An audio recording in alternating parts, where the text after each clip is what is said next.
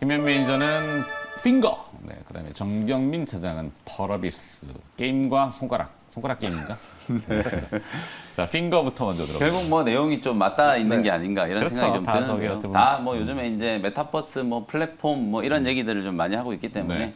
이제 금융 보안 플랫폼 기술과 관련되어 있는 핑거를 저는 핑거. 소개를 좀 해드리도록 하겠습니다. 네, 위치가 또 됐군요. 네, 뭐 핑거 최근에 또 주목을 좀 많이 받았던 종목이기도 하고요. 사실 뭐 이런 성장주들이 어찌 보면 이슈가 좀 되기 전에 미리 이제 좀 들어가는 것도 좋지만 요렇게 이제 거래가 좀 살아나고 길목에서 들어가는 것도 나쁘지 않거든요. 그렇죠. 뭐 너무 바닥에서 여러분들이 매수해야만 꼭 수익이 난다라는 편견을 좀 버리셔도 될 것 같다라는 생각이 좀 드는 게 핑거도 딱 뭐 상장되고 난 이후에 거의 뭐 한 10개월 가까이 주가가 좀 지지부진하다가 11월, 12월 들어서면서부터 뭐 거래도 좀 붙어주고 시장에 이제 아무래도 메타버스라든지 금융보안 이런 것들이 워낙 좀 이슈가 좀 되고 있는 상황이다 보니까 시장의 관심이 조금 살아나고 있는 구간이다. 이렇게 말씀을 좀 드려볼 수 있을 것 같고요. 내용을 좀 설명드리면 마이데이터 사업이라고 하는 거 여러분들 다들 들어보셨을 거예요. 요즘에는 은행이 예를 들어서 A은행에 들어가면 B은행, C은행, D은행에 있는 내 계좌까지도 다 통합해서 볼 수 있잖아요. 그렇죠. 그게 바로 마이데이터 이제 시법 사업 중에 하나거든요. 은행 간의 금융기관 간의 이제 개인의 은행 금융 정보를 공유할 수 있기 때문에 이제 이게 가능한 거라고 보시면 되거든요. 제도적인 부분이 일단 이제 좀 풀렸고 본격적인 이제 서비스가 진행이 좀 된다. 마이데이터 사업 자체가 이제 개인의 뭐 금융 정보를 포함한 모든 이제 고객 정보, 개인 정보를 데이터베이스화 시켜서 이걸 가지고 이제 관리, 통제하는 차원에서 고객 맞춤형 서비스를 좀 제공할 수 있는 그런 이제 사업이라고 생각하시면 될 것 같고요. 이미 이제 이 핑거의 자회사 핀테크라고 하는 이 자회사가 마이데이터 사업이 이제 1차 사업자로 이제 선정이 좀 되어 있는 상태이기 때문에 은행 간 뭐 금융 계좌 정보, 소위 말해서 이제 국민은행, 뭐 우리은행 이런 은행들이 지금 다 참여를 하고 있는 상황이거든요. 그 금융 개인 정보, 그다음에 맞춤형 서비스 이런 솔루션을 이제 개발하고 있는 회사다. 이렇게 생각을 하시면 되겠습니다. 네. 핑거의 이제 자회사가 이제 몬이라고 하는 이 서비스를 통해 가지고 마이데이터 사업을 이제 추진을 하고 있고요. 어쨌든 이 빅데이터와 그다음에 블록체인 기술의 결합 그리고 이제 말씀해 주셨던 것처럼 이게 결국은 나중에 이제 의료 쪽으로도 분명히 옮겨붙게 될 거거든요. 네. 의료 빅데이터 사업이 사실 중요할 수밖에 없는 게 꼭 코로나19 때문만은 아니더라도 정말 많은 사람들이 이제 의료에 이제 접근할 수 있는 이 접근성을 높인다라는 차원에서 인류의 복지의 차원에서도 이 사업은 분명히 좀 추진이 돼야 되는 사업이거든요. 그저께 나온 뉴스 IBM이 아니라 오라클이 이제 네, 그렇죠. 서너 그 빅데이터, 맞습니다. 의료 빅데이터 EMR. 네. 네. 그걸 35조 원에 사들였잖아요. 그렇죠. 시가가 지금 25조 원인데 10조 그렇죠. 원 더 줘가지고 산단 말이에요. 그러면 뭔가 그 태동하는 분위기가 심상치는 않은 맞습니다. 거죠. 네. 그래서 실제로 이쪽 분야가 앵커님이 지금 강조하시는 게 정말 좀 발빠르게 지금 미국 시장에서 나타나고 있는 이슈들을 전달해 주시고 계신 거거든요. 네. 이 금융정보시장이라는 게 사실은 지금 우리나라는 말 그대로 이 각종 규제 때문에 너무 이게 지금 사업이 좀 못 크고 있는 부분들이 분명히 있는데 이제 뭐 규제 샌드박스도 이제 적극적으로 좀 도입이 되고 있는 상황이고 어쨌든 핑거는 이미 이제 마이데이터 사업을 통해서 실적이 이제 따박따박 인식이 되고 있는 구조예요. 상반기에만 지금 마이데이터 사업 쪽에서 200억이 넘게 지금 수주가 되어 있는 상태이기 때문에 네. 영업이익 재무제표 열어보시면 뭐 올해 보시는 것처럼 꾸준하게 이제 실적이 좀 잘 나오고 있는 그런 구조고 내년에 이제 이 실적 성장세가 좀 본격화될 수 있다라는 차원에서 말 그대로 성장주이지만 실적까지 좀 좋아질 수 있는 아까 차장님이 강조해 주셨던 딱 그 패턴에 좀 들어맞는 종목이 아닐까 뭐 그런 말씀을 좀 드려보도록 하고요. 가격 전략 제시를 좀 해드려보도록 하겠습니다. 네. 자, 차트를 보면은 뭐 아직도 저는 좀 바닥이라는 생각이 좀 들거든요. 그래서 뭐 24,500원, 25,000원 정도 요 자리가 딱 지금 기술적인 저항에 걸려 있는 자리잖아요. 요걸 이제 뚫고 올라가려고 몇 차례 시도를 하는데 계속 좀 못 뚫고 있는 상황인데 요걸 이제 뚫고 나면 뭐 3만 원 위로 한번 시원하게 올라갈 수 있지 않을까 이런 생각이 좀 들고요. 일단은 1차적인 목표 가격은 28,000원 정도 설정을 좀 해드리고 아무래도 이제 신규 상장 종목이다 보니까 뭐 1년째가 되는 날에 또 약간 보호예수와 관련된 오버행 이슈가 또 조금 될 수 있어요. 근데 뭐 네. 이 종목이 올해 상장된 게 올해 1월 29일이었으니까 내년까지는 분명히 이제 이 오버행 이슈와 관련해서도 물량 부담은 크지 않다. 이미 어느 정도는 좀 소화가 좀 되어 있는 상태라고 보여지니까요. 1차 목표가는 뭐 28,000원 말씀드렸지만 뭐 중기 관점으로는 3만 원 이상까지도 충분히 좀 가능하다. 이렇게 말씀을 좀 드려보고 손절 가격은 22,000원 정도로 가격 전략을 정리를 좀 해드리겠습니다. 네. 자, 오늘 김영민 매니저의 이제 승부수는 핑거라는 기업을 해줬고, 그러니까 아까 뭐 빅데이터 해주셨지만 이제 AI 산업이 이렇게 부각되는 거는 데이터가 디지털화돼서 쌓이고 있는 거잖아요. 이게 이 머티리얼이라고 하는 원재료들이 쌓여 있기 때문에 그거를 가공할 수 있는 생산물을 낼 수 있는 AI가 이제 부각이 되는 거죠. 그래서 뭐 디지털 뭐 핀테크 이쪽으로는 핑거라는 기업도 이제 주목이 되는 것 같고.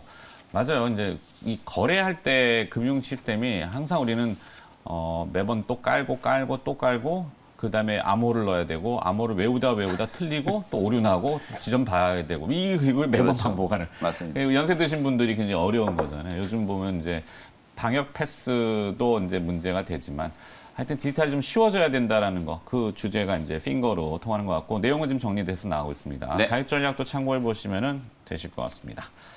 자, 김현 매니저 오늘 목요일이니까 또 저기 하죠. 네, 장 끝나고 나서 오후 준비하셔야죠. 4시에 무료 공개 방송 진행해 드릴 텐데요. 산타가 오지 않는다라고 지금 단정 짓고 계신 분들이 많잖아요. 네. 근데 주식시장은 진짜 하루 이틀만 해도 분위기가 완전 바뀔 수 있거든요. 연말까지 지금 기관 외국인들은 계속해서 비워놨던 바구니를 좀 담고 있는 상황으로 보여지니까요. 네. 어쨌든 뭐 몇 거래일 아직 남아 있잖아요. 다음 주까지. 적극적으로 여러분들이 좀 포지션을 좀 잡으시라는 말씀 좀 드리고 그런 전략들 오늘 장 끝나고 나서 오후 4시에 말씀드리도록 할 테니까요. 무료 공개 방송 시간에 또 다시 뵙겠습니다. MBN골드 김영민 매니저였습니다. 고맙습니다. 네, 감사합니다. 네, 정경민 차장의 기업 들어보죠. 펄 어비스. 뭐 그전에 진주. 이제 참고로 말씀드리면 그 마이데이터 사업이 요즘 여기저기서 많이 나오고 있잖아요. 그렇죠. 이제 그리고 이제 AI, 개인의 금융 정보, 소비 정보 이런 것들이 의료 정보까지.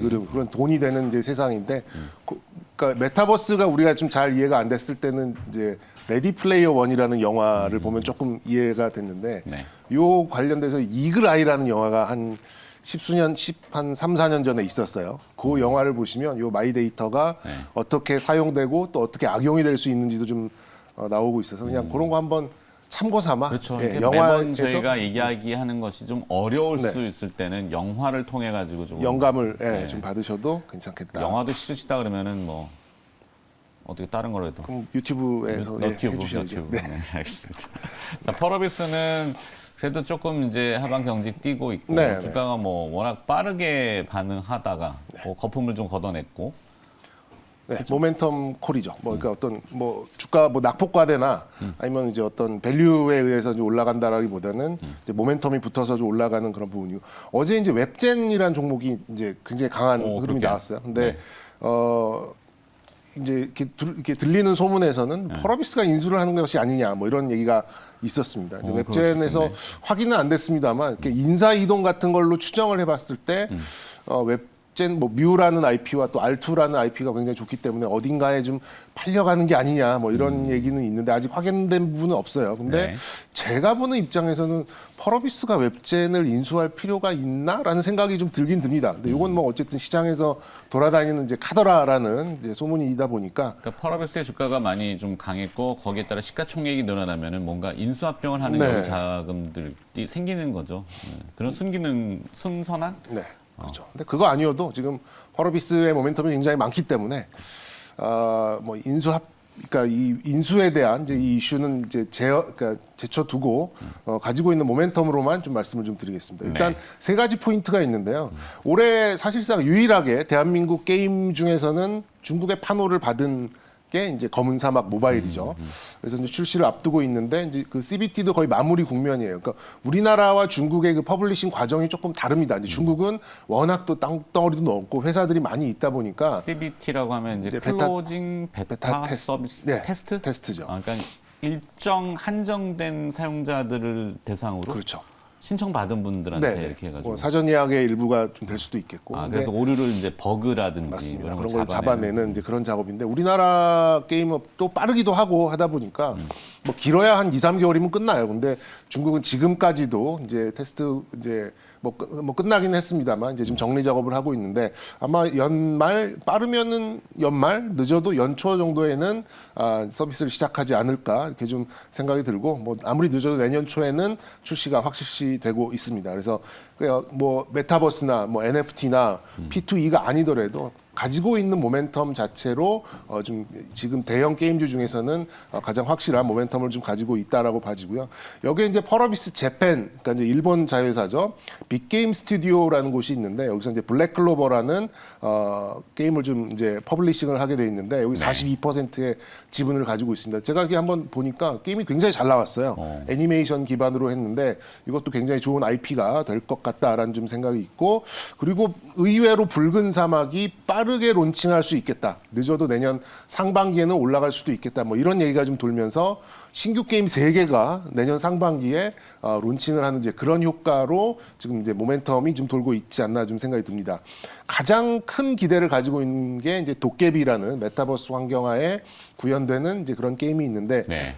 요거는 제가 볼 땐 빨라야 23년이에요. 그러니까 내후년 정도로 좀 보고는 있는데 단기적인 모멘텀이 크진 않습니다만 대형 게임사 중에서는 그래도 가장 확실한 메타버스의 틀을 이미 갖춰가면서 이제 구현을 좀 시작하고 여기 이제도 만들어가고 있다라는 점도 어느 정도의 이제 기대치를 충분히 부여할 수 있는 이제 그런 요인이 아닌가 좀 싶습니다. 기술적으로 보니까는 14만 5천 원 고점을 한번 찍고 네. 한 달간 좀 횡보랑 조정을 좀 거쳤죠. 그리고 이제 12만 원을 회복한 후에 좀 수급도 굉장히 좀 양호하게 좀 들어오고 있어서 뭐 이제 다시금 이제 추세를 만들어가는 과정이다 이렇게 좀 보시면 될 것 같고요. 개인 대주주 양도세 회피 물량 이런 거는 좀 신경 안 써도 될까요? 저번에 이제 조정을 받으면서 상당 부분 좀 해소를 했다라고 봐요. 뭐 아예 다 없어졌습니다 이렇게 말씀드릴 수는 없겠습니다만. 보통 이제 이런 게임 관련 기업들, 코스닥의 개발주들, 개인 투자자들의 비중이 높은 게 아직 맞습니다. 현실이잖아요. 예, 그렇죠. 근데 이제 지난번에 게임주들이 일제히 조정을 좀 크게 받았기 때문에 그때 뭐 어느 정도는 큰 매물 같은 경우에는 좀 소화를 했다라고 이제 가정을 좀 해볼 수 있지 않을까 좀 생각이 들고, 일단 네. 목표는 뭐 신고가인 한 16만 원 정도 뭐 내년 초까지 좀 보도록 하겠고, 손절은 지난번 저점이었던 11만 원, 그리고 이제 접근 가격은 뭐 오늘 조금 빠져주면 더 좋을 것 같은데 뭐 12만 원 언저리 뭐 이렇게 12만 원에서 12만 5천 원 요 사이였으면 좀 좋지 않을까 이렇게 좀 말씀드리고 싶습니다. 좋습니다. 자, 정경민 차장의 펄 어비스 듣고 있고요. 지금 내용은 또 화면으로 한번 정리해서 포인트 짚어주시겠습니다. 뭐 쭉 눈으로 보시면 될 것 같습니다. 뭐 말씀드린 내용이 저 다 포함된 거죠. 네. 그렇죠. 가격 전략도 혹시나 참고하실 분들은 참고하시라고 보내드렸습니다.